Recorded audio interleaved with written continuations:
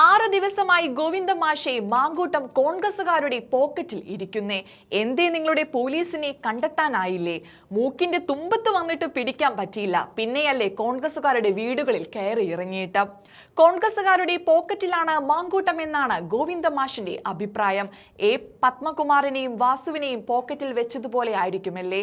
ഗോവിന്ദ മാഷിന്റെ പോക്കറ്റ് പരാമർശത്തിൽ നല്ല കിടിലൻ മറുപടി തന്നെയാണ് സണ്ണി ജോസഫ് കൊടുക്കുന്നുണ്ട്. ഞാൻ അവനെ എവിടെയാണ് ഒളിപ്പിച്ചതെന്ന് ഗോവിന്ദ മാസ്റ്റർ പറഞ്ഞാൽ ഞാനും അവനെ കണ്ടെത്താം. കേരള പോലീസിനെ കൊണ്ട് പിടിക്കാൻ പറ്റിയില്ലല്ലോ. ആ കഴിവുകേട് നന്നായി മനസ്സിലാക്കിയാൽ മതിയെന്ന് മറുപടി. രാഹുൽ മാങ്കൂട്ടത്തിനെതിരെയുള്ള കേസിനേക്കാൾ ഗൗരവമേറിയതാണ് ശബരിമല സ്വർണ്ണ കവർച്ച കേസ് എന്ന് സണ്ണി ജോസഫ് ആഞ്ഞടിക്കുകയാണ്.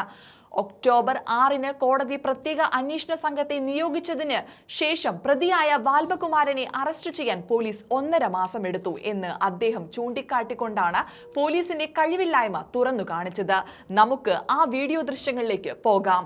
എന്താ ചോദിച്ചേ? അത് ഞാനിപ്പോ പറഞ്ഞു എന്റെ പോക്കറ്റിലുണ്ട്. ഒളിപ്പിച്ചു വെച്ച സ്ഥലം ഗോവിന്ദ മാഷ് പറഞ്ഞ ഞാനും കൂടെ കൂടി കണ്ടെടുക്കാം. അതൊക്കെ ബാലിശല്ലേ?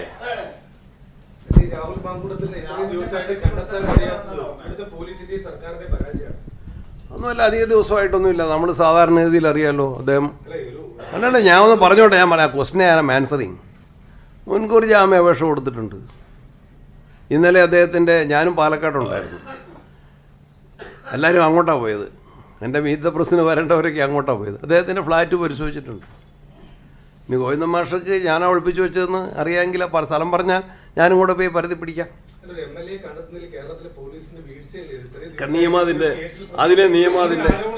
നിയമം അതിന്റെ വഴിക്ക് പോയിക്കോട്ടെ. ശബരിമല കേസിൽ അതിനാ ഞാൻ പറഞ്ഞത്. അല്ലല്ല, ശബരിമല കേസിൽ ഞാൻ പറയാം. ഒക്ടോബർ 6 കോടതി പ്രത്യേക അന്വേഷണ സംഘത്തെ നിയോഗിച്ചിട്ട് ഇത്രയും വലിയ ഭീകരമായ കൊള്ള നടന്നെടുത്ത്, കവർച്ച നടന്നെടുത്ത് പ്രതികളെ പിടിച്ച് എത്ര മാസം കഴിഞ്ഞിട്ടാ? 1.5 മാസം കഴിഞ്ഞിട്ടാ പത്മകുമാറിനെ അറസ്റ്റ് ചെയ്ത്. പത്മകുമാറിനെ അറസ്റ്റ് ചെയ്തതിന് കാലതാമസം പറഞ്ഞു. നിങ്ങളുടെ ചോദ്യത്തിനാ ഉത്തരം. ശബരിമല കേസാണ് അതിനേക്കാൾ ഗൗരവം. പൊതുസ്വത്ത് നഷ്ടപ്പെട്ടതാണ്. അതിലൊരു ശബരിമല കേസാണ് ഗൗരവം. ശബരിമല കേസാണ് കൂടുതൽ ഗൗരവം. അത് ആവർത്തിച്ച് പറയുന്നു.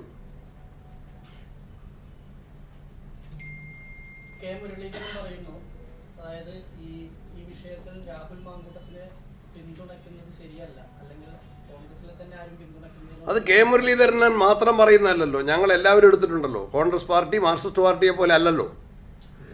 പ്രതികളെ, കളവ് കേസിലെ പ്രതികളെ സഹായിക്കുന്ന മാർക്സിസ്റ്റ് പാർട്ടിയെ പോലെ അല്ലല്ലോ. ശ്രീപീഡന കേസിലെ പ്രതികളെ സഹായിക്കുന്ന മാർക്സിസ്റ്റ് പാർട്ടിയെ പോലെ അല്ലല്ലോ. ശ്രീപീഡന കേസിലെ ഇരകളെ ദ്രോഹിക്കുന്ന, തള്ളി പറയുന്ന മാർക്സിസ്റ്റ് പാർട്ടിയെ പോലെ അല്ലോ ഞങ്ങൾ. ഈ ആക്ഷേപം മാധ്യമങ്ങളിൽ ഉയർന്നു വന്നപ്പോൾ ഞങ്ങൾ അദ്ദേഹത്തെ യൂത്ത് കോൺഗ്രസ് പ്രസിഡന്റ് സ്ഥാനത്തിന് രാജിവെപ്പിച്ചു. അദ്ദേഹത്തെ പാർട്ടിയിൽ നിന്ന് സസ്പെൻഡ് ചെയ്തു. പാർലമെന്ററി പാർട്ടിയിൽ നിന്ന് പുറത്താക്കി. സ്പീക്കർക്ക് കത്ത് നൽകി. ഇതാണ് മുരളീധരൻ പറഞ്ഞതിൻ്റെ. അതെ, മാധ്യമ വാർത്തയല്ലേ? എനിക്ക് കിട്ടിയിട്ടില്ല. അദ്ദേഹം പറഞ്ഞത് തന്നെ എനിക്ക് കിട്ടിയിട്ടില്ല എന്ന്. അതിന്റെ അർത്ഥം തന്നെ എന്താണ്? ഇല്ല, ഔദ്യോഗിക പരിപാടിയിലൊന്നും പങ്കെടുത്തിട്ടില്ല.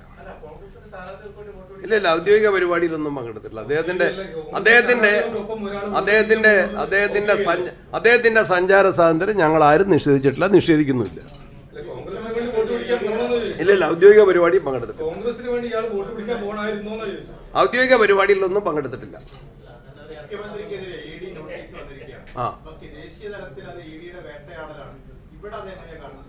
ഇവിടെ ഞാൻ തെളിവുകൾ സഹിതം, കാര്യകാരണ സഹിതം, അനുഭവങ്ങളുടെ വെളിച്ചത്തിലാണ് പറഞ്ഞത്. കോൺഗ്രസ് നേതാക്കന്മാർ സോണിയാഗാന്ധിയോ രാഹുൽ ഗാന്ധിയോ ED ദ്രോഹിക്കുന്നത് പോലെ BJPക്കോ കേന്ദ്ര സർക്കാരിനോ പിണറായി വിജയൻ ഒരു എതിർകക്ഷിയല്ല. പിണറായി വിജയനും BJPക്ക് പിണറായി വിജയനും എതിരാളികളല്ല, അഡ്ജസ്റ്റ്മെൻ്റാണ്. അതാണ് ഞാൻ സ്വർണ്ണക്കള്ളക്കടത്ത്, അതാണ് ഞാൻ ലാവ്ലിൻ, അതാണ് ഞാൻ മുഖ്യമന്ത്രിയുടെ മകനെതിരെയുള്ള കേസ്, മകൾക്കെതിരെയുള്ള കേസ്, എല്ലാം ഒത്തുതീർപ്പാക്കുകയാണ്. ഇപ്പോൾ ഒരു അഡ്ജസ്റ്റ്മെൻറ്റ് രാഷ്ട്രീയത്തിൻ്റെ ഭാഗമായിട്ടാണ് ഈ നോട്ടീസ്. ആ നോട്ടീസിൻ്റെ ഗതി എന്തായിരിക്കുമെന്ന് നിങ്ങൾക്കറിയാം, എനിക്കും അറിയാം. ജനങ്ങൾക്കറിയാം. അതെ, വാർത്ത മാറ്റാൻ ആ നോട്ടീസ്, മകനയച്ച നോട്ടീസ് എവിടെ? ആ ചോദ്യത്തിന് ഉത്തരം പറ. നിങ്ങൾ അന്വേഷിച്ചോ? നിങ്ങളല്ലേ പറഞ്ഞത് മുഖ്യമന്ത്രിയുടെ മകന് Vivek Kiran son of Pinarayi Vijayan, Cliff House, Thiruvananthapuram എന്ന് പറഞ്ഞൊരു നോട്ടീസ് പോയെന്ന് മാധ്യമങ്ങളിലല്ലേ കണ്ടത്? You enquire, where is that notice?